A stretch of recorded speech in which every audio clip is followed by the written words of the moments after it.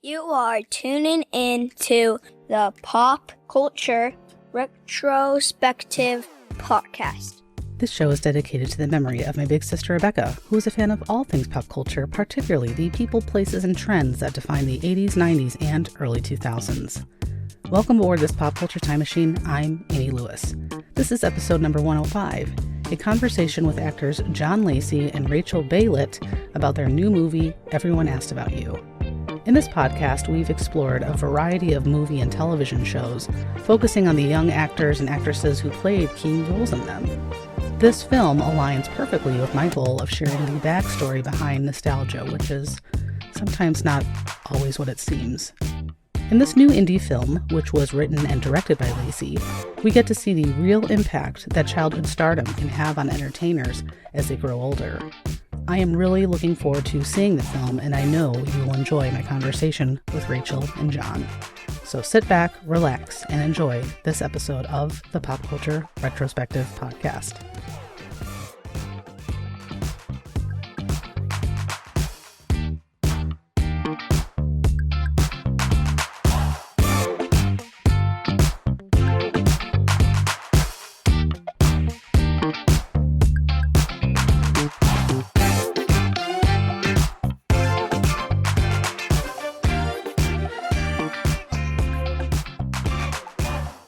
Before we get to my conversation with Rachel and John, I did want to give listeners a heads up that during parts of this show, we discuss some serious topics related to how women and children, and sometimes men, are sometimes objectified in film and TV, both on-screen and off-screen.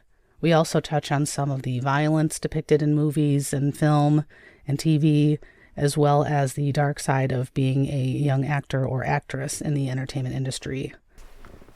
And you'll notice as we go through this episode that we had some audio challenges throughout the recording. You may hear some glitches as you listen to the episode, but hopefully that doesn't impact anything too much because I had so much fun speaking with Rachel and John. But with all that said, let's get to my memorable conversation with Rachel Bailit and John Lacy. Oh, thank you so very much for tuning into the Pop Culture Retrospective Podcast. I am Amy Lewis, as usual, your captain aboard this pop culture time machine, as I like to say. And today, after getting through some technical difficulties, I am very pleased to welcome two special guests to the show. Joining us this evening is Rachel Bailit and John Lacy. Just a quick info on the two of them. Rachel is an alumna of the Lee Strasberg Theater and Film Institute, where she also serves as a faculty member. She brings a wealth of experience and knowledge to her teaching, having appeared in acting roles such as 8 Days to Cabo and Diary of a Spy. Companies like DreamWorks Animation and Warner Animation Group have sought her expertise in acting to work with their animators. Rachel has taught a diverse range of students, including children and teenagers, and has even developed classes for military personnel and veterans, which is really awesome. She had the opportunity to work alongside renowned director Ron Howard in her role as Nurse Who in How the Grinch Stole Christmas. And some of her other acting credits include appearances on television shows like NYPD Blue, The Conan O'Brien Show, and General Hospital, among many others. John Lacy is a native of the Midwest, aka the Midbest, as I like to call it, because I'm from Illinois, born and raised. So appreciate the Midwest connection there. He is an experienced actor, writer, and director. His career began in the late 1980s, transitioning from music videos and commercials to more serious roles, such as his contributions to the film Dogfight. He has extensively studied the Meisner technique and continues to practice and refine his craft, despite having decades of experience in the entertainment industry. His acting credits include roles on TV shows like American Horror Story, NCIS, and Chicago Fire, along with many others. John is also a motivational speaker and career coach for aspiring actors and actresses. He recently wrote and directed a film called Rosebud Lane, which was inspired by his mother, and I really appreciated that too, because my podcast I started because of my sister and the loss and kind of coping with that. So I can certainly attest to art and being productive with tough things. John and Rachel have recently starred together in an indie film titled Everyone Asked About You, which explores the challenges faced by young actors and the impact the industry has on their lives as they grow older. So, Rachel and John, thank you so much for coming to the show. Really appreciate it. Thank you. Thank you. Lovely, lovely intro. Yep. Appreciate it. I learned a lot about myself. All these That's always things good. I've forgotten. Yeah. I've had a busy life. Yeah, I know. It goes by fast, and then, first you're like Thank you for having us. Yeah. Well, thank you for finding the time in your busy schedules to come. I really appreciate it.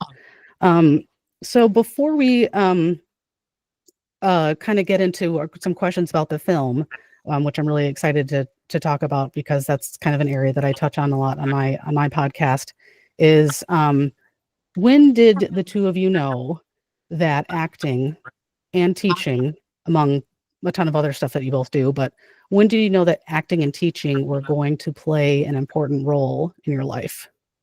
Go ahead, ladies first. Yes, thank you. I knew as a very little girl that dream was implanted in me firmly. And though I took a circuitous route through studying broadcast journalism, very quickly I found my way out here. I knew performing in my backyard with my brothers, I was one of those kids. And teaching, I was always so curious how it all worked, and I took copious notes. From the time I began studying. I was obsessed with how it all worked. So it's no surprise that I became a teacher, but it really took David Lee Strasberg to suggest it to me. But I have a very curious mind. Yeah, nice. That's great. Like Rachel, I was kind of being groomed through high school to be a sports writer. My mom and dad are both writers. My dad, a fiction writer, but he also spent time working on newspapers. And I really thought I was going to be a journalist, and I went to college in Minnesota for journalism and mass communications. Quickly realized that was just not for me for a wide variety of reasons. Dropped out of school, moved to Hawaii, started waiting tables, and it was waiting tables in Waikiki when I suddenly realized I had a gift for some kind of showmanship, as waiters often are, ironically or not ironically. Sure. So I decided I was going to pursue acting. It just hit me like a lightning bolt. I moved to Los Angeles in 1987. I had some good fortune immediately with some connections that just happened to bear some fruit. And I hit the ground running. I started booking work pretty quickly, even before I had any talent. Writing has always come naturally to me, and being a teacher was a natural progression for me. My mother and father also both taught. So those things came naturally to me, but I've spent the last 3 decades working on becoming a quality actor and a quality storyteller, and now I teach acting, so I hope I'm pretty good. My passion for acting is deep and rich and passionate, but what I really love doing is filmmaking, because then I get to work with other actors and work with elevating them, and I get to work with the art department and the wardrobe and the music, the editing, and I love all the pieces that come together to make a film. So that has really been the focus of my energy and my creative bliss the last decade or so. Nice. And did part of your training involve figuring out how to lose your Midwestern / Minnesota accent, or? Well, that's a very good question, because thankfully, are you complimenting me that I don't sound like I'm from Minnesota? Well, I actually find a lot of comfort when I hear a Midwestern accent, believe it or not. Okay. But yeah. A lot of people think somehow they hear Southern in me, and my family is all from Texas. I was actually born in Iowa when my father was at the Iowa Writers Workshop, which is still a very prestigious place for blossoming writers. So I was born in Iowa, and then we moved all around the country before we settled in Minneapolis when I was maybe 7 years old. So we're not native Minnesotans per se, and all of my family is from the South. So I don't think I ever truly had that Scandinavian Nordic thing that you're talking about. But yeah, thank you for noticing. Sure, yeah. So tell us about the film. What's it all about? What was the inspiration? Give us the I just did a lot of talking. Why don't you tell us? I'll start it off. First of all, I just want to say, because we talked about Maine, I'm from Boston, and I used to have a nice accent. That's a very distinct one, which I can go into. Yes. Okay, so this film, I'm going to really hand it over to John because he crafted it, but it is an independent film that takes on a subject matter that you rarely see Hollywood studios handle. Yeah. And I always love to start with, it's a love story. It's a tragic love story.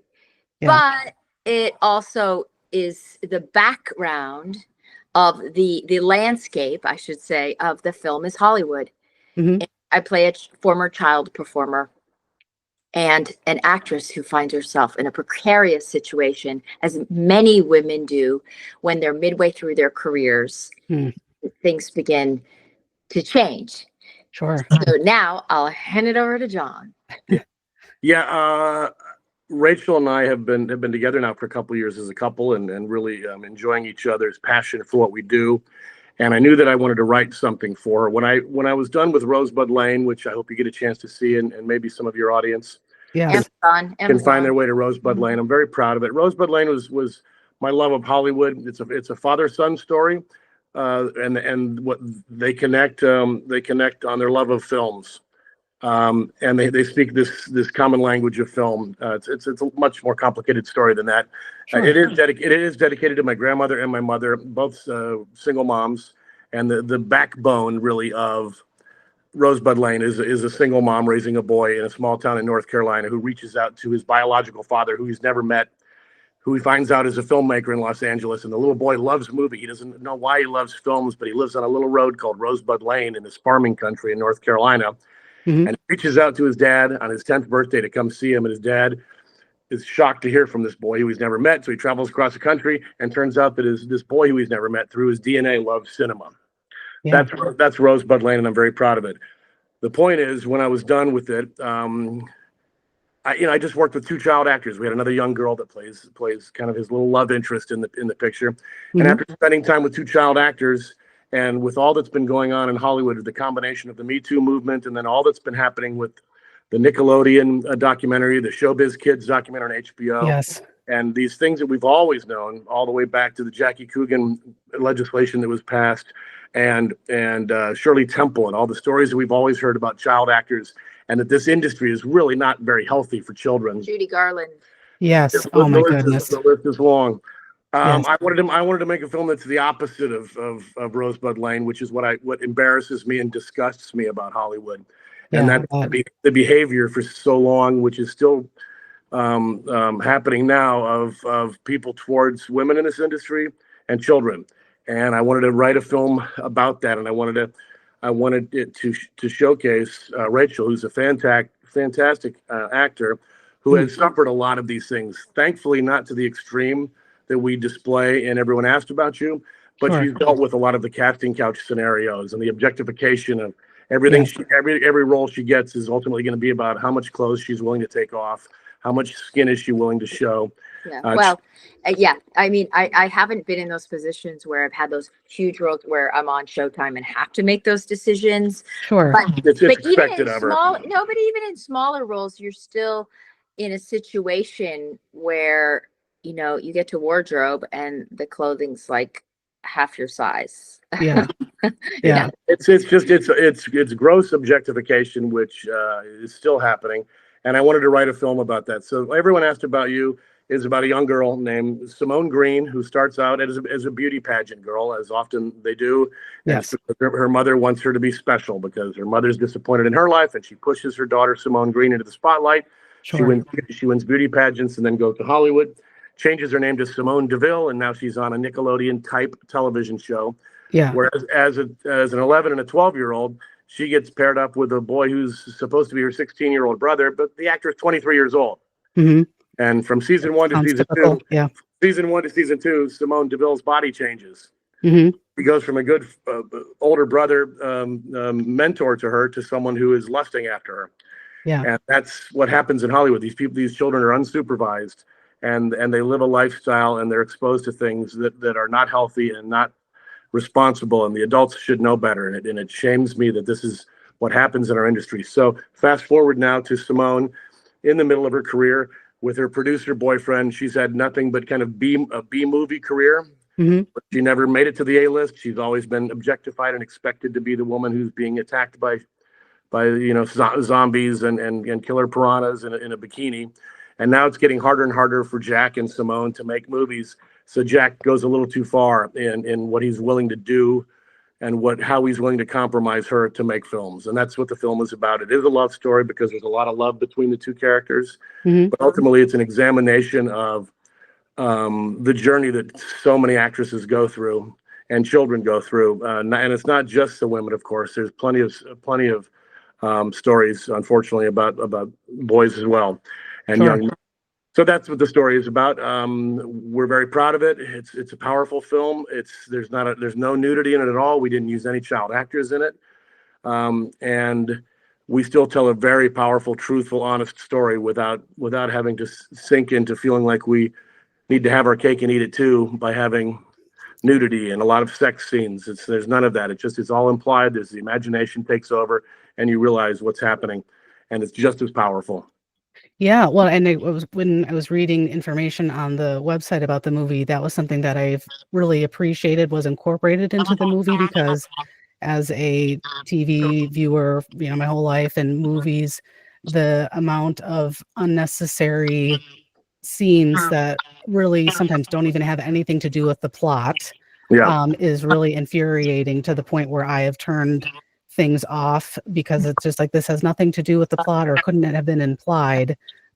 So I really appreciate that was how you all kind of worked it out, because it is so unnecessary sometimes. Well, it is, and the imagination is so much more powerful, and the same is true with violence. Do we really need to continue to see the bullet entering the body? Do we need to see someone getting cut off? Do we need to see so much blood and so much gore? Hearing it is just as bad. Right. Yeah. Hearing a body drop in the next room is just as bad as seeing them get killed. Right. Or the violence. So it almost becomes pornography with a lot of these filmmakers, and how much they just relish the ability to show grotesque violence and unnecessary sex scenes, rape scenes, whatever it is. Right. Yes, absolutely. And I think it's an assault on the viewer, especially if you don't know what you're walking into. When I'm in so many of these films where a woman is being attacked, or she's being brutally attacked or raped. When I'm in these films, I'm just thinking, how are the women in the film? They probably weren't prepared for this 5-minute scene. All right. That's a really good point. Yeah. Is this just ruined their whole night and their whole weekend that they're sitting through this? Right. This is the entertainment that they're paying for. Mm-hmm. And the filmmaker has a right to tell the story the way he or she wants to tell the story, and it's not just men. I mean, if you've seen Substance, those women are naked half the film, and that was a female filmmaker. Yeah. Was that necessary to tell that story? I don't think so. Sure. But we decided to go a different way. So it's not a matter of right or wrong. It's a matter of what I'm doing with my art. And thankfully, Rachel rose to the occasion. She's fantastic in the film. You have to see it.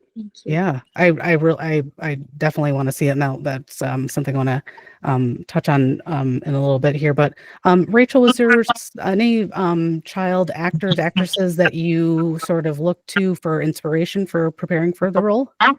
I did watch Selena Gomez's documentary. That affected me deeply. Yeah. Lady Gaga's documentary too, although she's not a child actor, the day-in struggles and the loneliness. Yeah.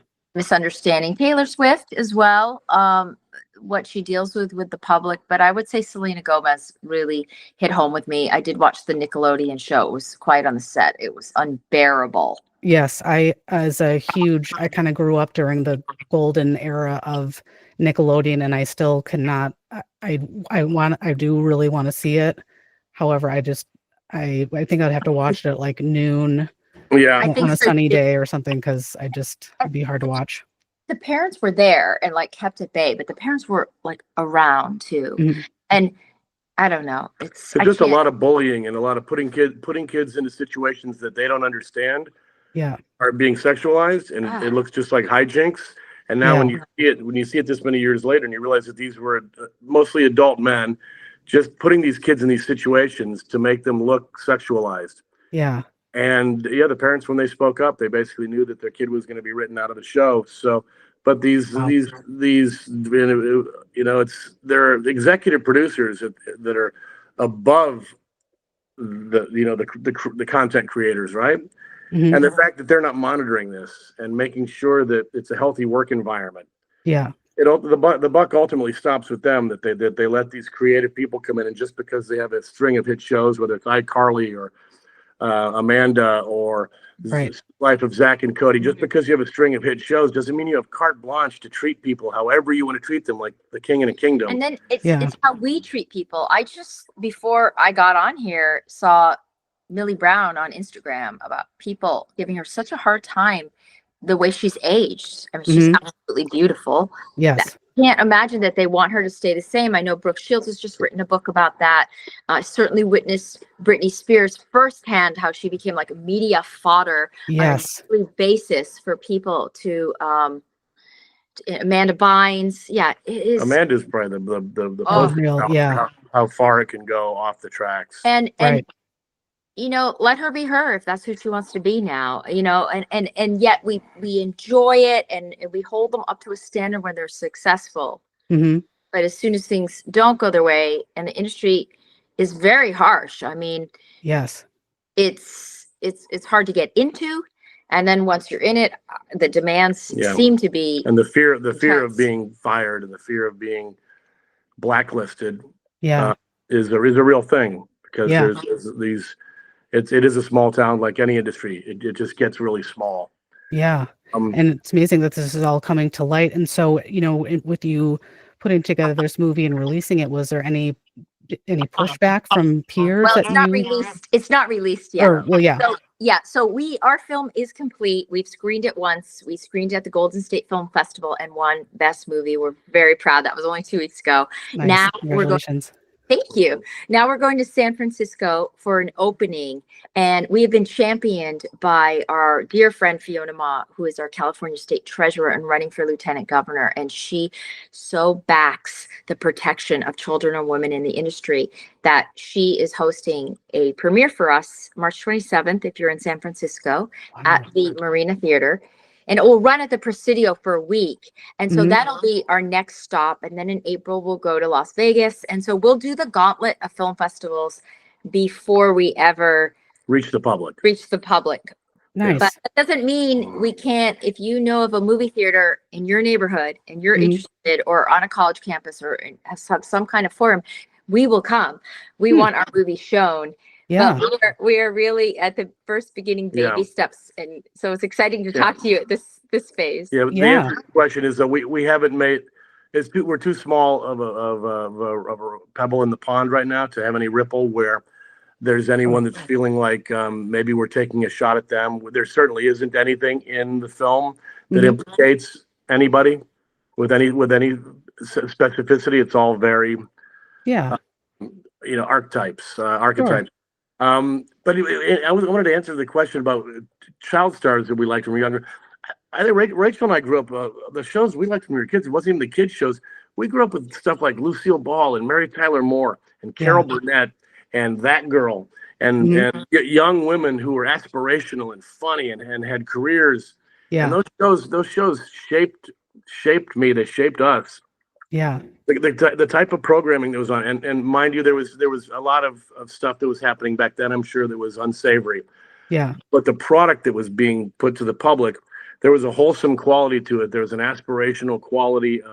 Things had a morality lesson. Everything was wrapped up in something that was meant to make you feel good and and hope that people would get along. I mean, something like All in the Family was really about racial tension and racial divides and how we can break that down by showing it at its most absurd and seeing how people can still come together, and we can laugh about it, but we can also realize, oh, wow, look how much better it is when everyone's nice to each other and we get along.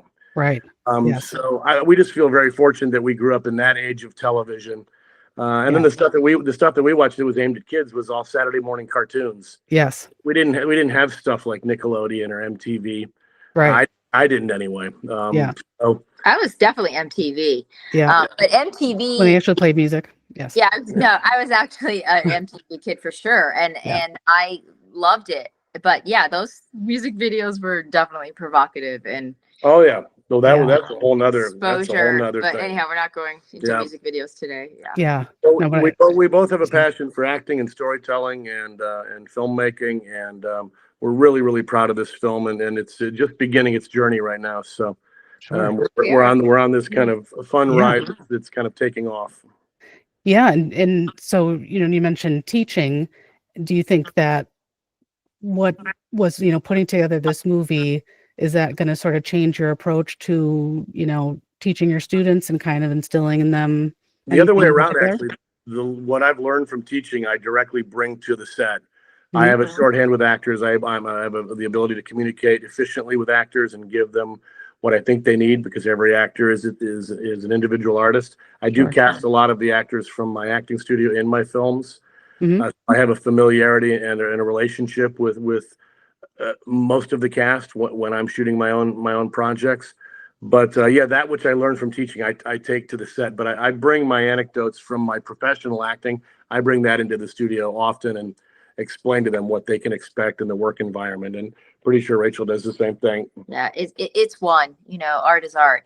Yeah. So my students are very excited hearing stories from the set and Mhm. challenges and my process. A lot of them came to the premiere we had 2 weeks ago.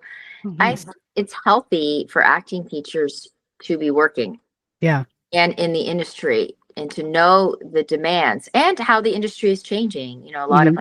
Strasberg, I teach the method, and a lot of the work we do is through our sense memory and imagination, and the fact that we can work in with green screen and take our technique out. And so I think it's a win-win when your teachers are working. I know Mhm. John constantly has firsthand stories of being on set. As soon as he gets off, he likes to share it with his class.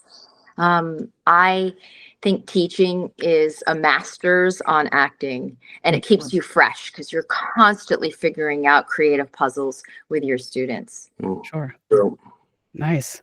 yeah. And if you were to meet a, aspiring child actor, and perhaps they're like parents and or guardian, do you have any sort of words of wisdom for them? Yes, I have 2 children that are doing extremely well, child actors. Mhm. And 2 young girls. One is going to be in Snow White, and the other one is in London and is about to hit it big. They started with me really young. I would say training, training, training.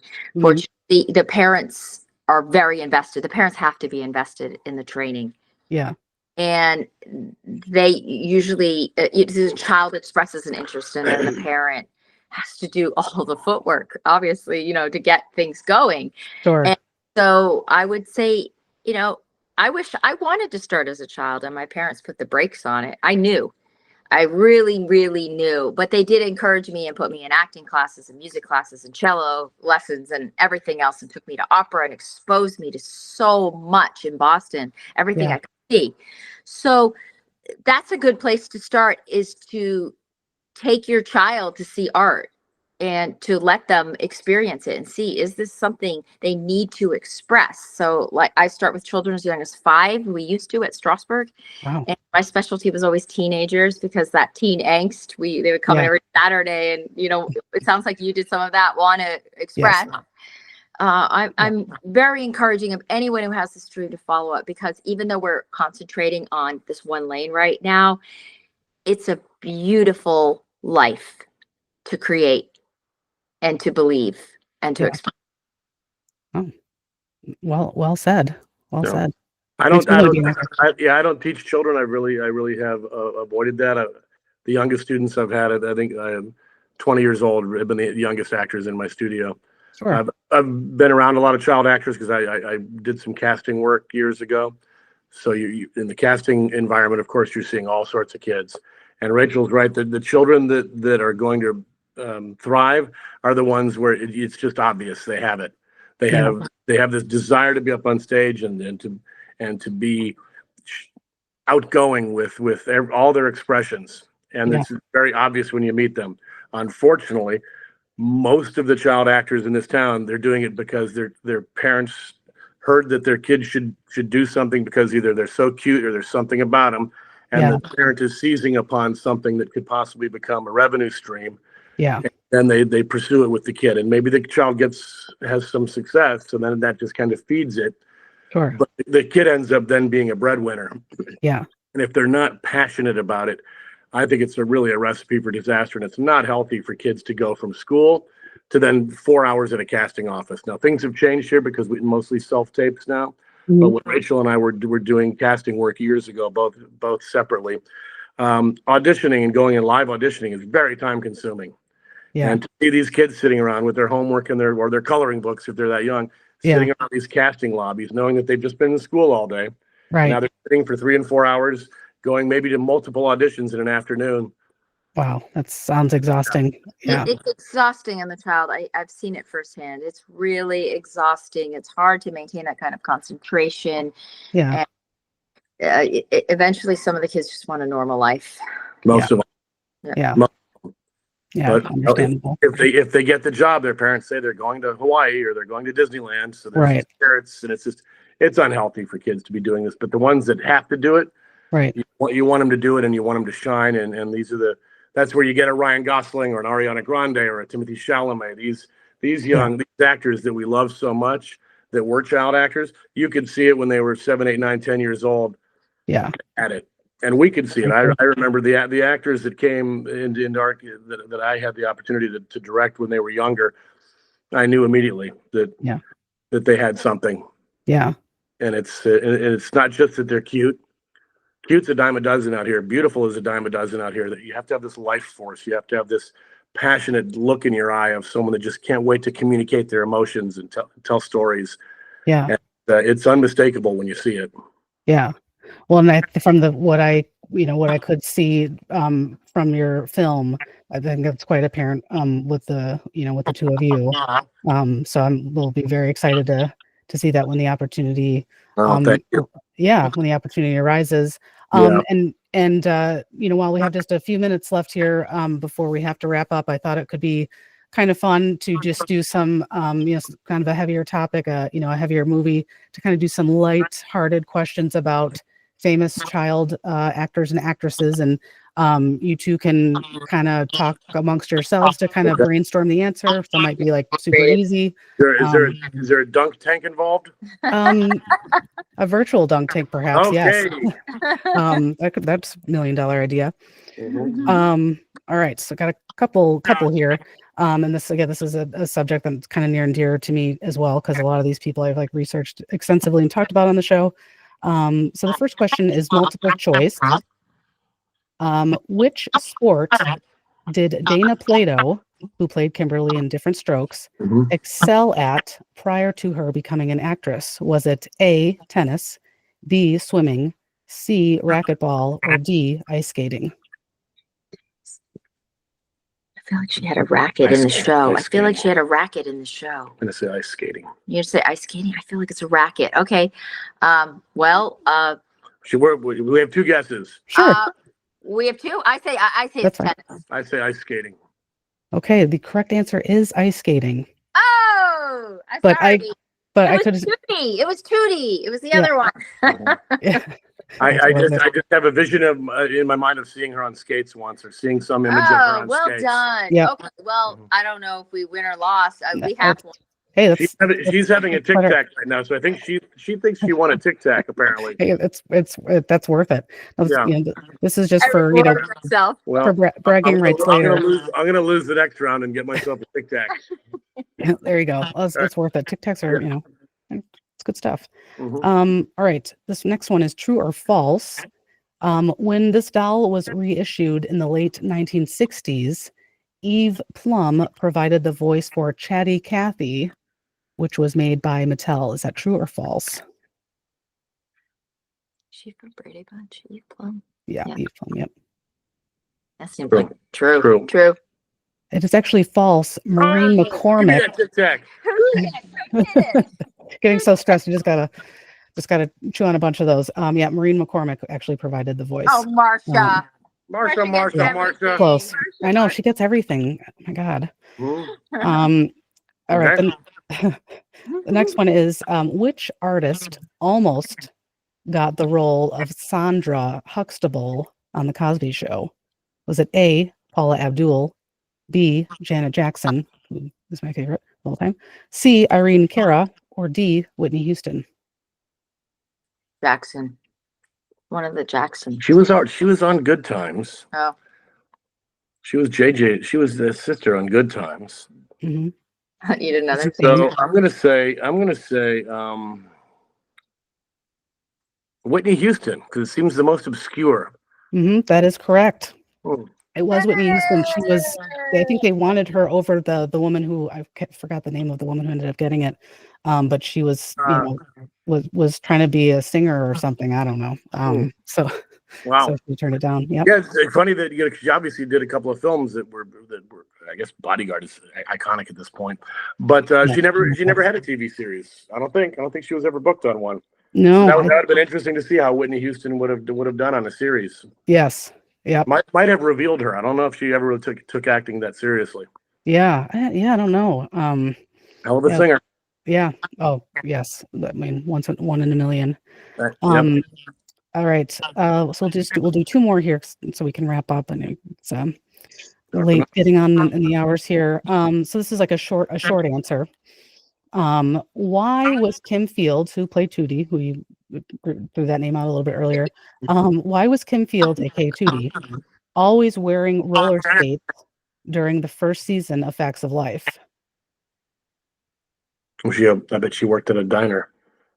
Did she work at a diner? Or she was obsessed with someone who roller skated. Or she was trying. Facts of Life was not my jam. She wanted attention. She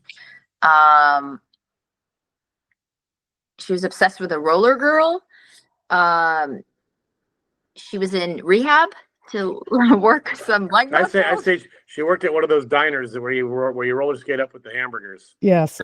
Yeah, well, this is interesting. This one I didn't know prior. But apparently, so Kim Fields was supposed to be playing a 12-year-old character of Tootie, but she was 10 when she was cast in the role, and so she was, shorter and didn't look as old as some of the other girls. So she wore roller skates so that she would look taller and a little bit older. That was the strategy. Like platform sneakers, did they have those things? I know, yeah, really. We haven't Applebox, whatever. Yeah. Here I was thinking. It shows you how little I know the show that she had a job already. She was 10. Yeah.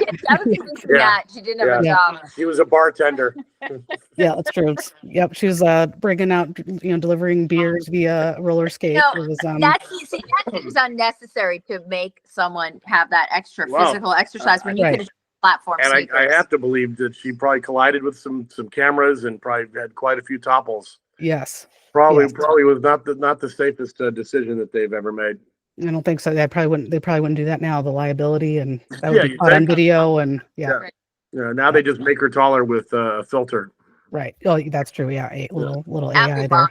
Yeah, exactly. All right, hit us with your last shot. What do you got? All right. The last one here is some multiple choice. Which actor was the only actual teenager in real life in the classic 1979 film Breaking Away?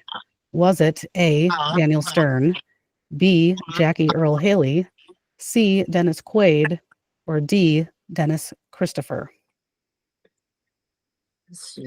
Jackie Earle Haley would have been Bad News Bears, and that was 74, and he was probably 12 or 13. So I bet he he had not reached 20 yet.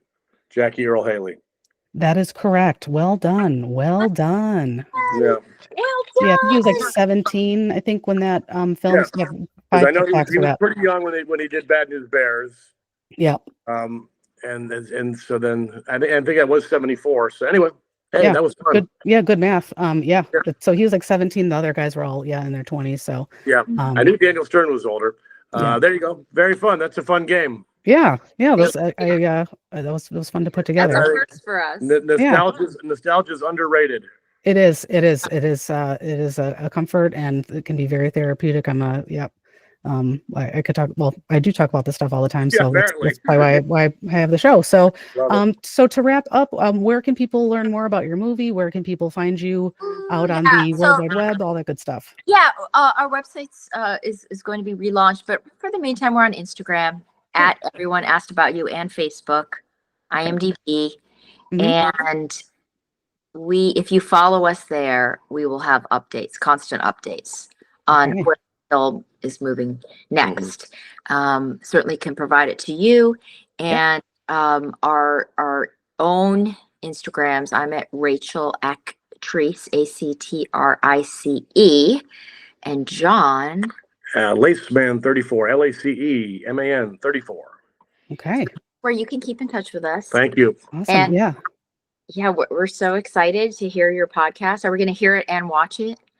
Yeah, so usually I will release the audio version will be first.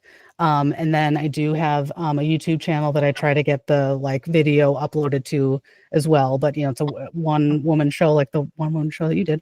Just a different kind of one woman show, I guess. And sitting in my office at home.